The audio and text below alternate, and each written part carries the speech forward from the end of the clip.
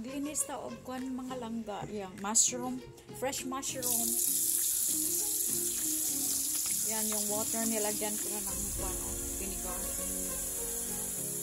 Na ihulog na lang ito siya. Fresh kasi ito kaya hindi natin alam kung may mga insects na going to carry. So I have to be sure na nakababad na siya. Kita mo yung water mga langga. Kasi nga fresh tong nabili ko.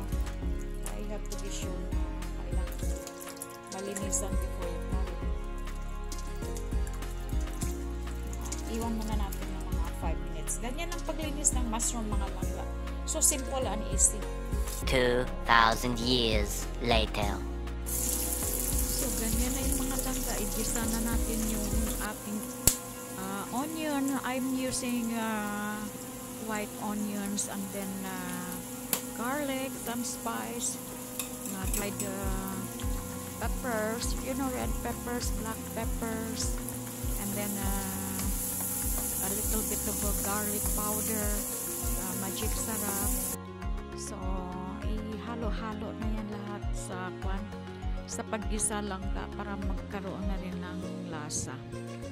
So everything is on the pan, and then I add some chicken powder, you know, chicken powder, and then ganyan na, pagkatapos yun ihulog na ninyo yung mushroom.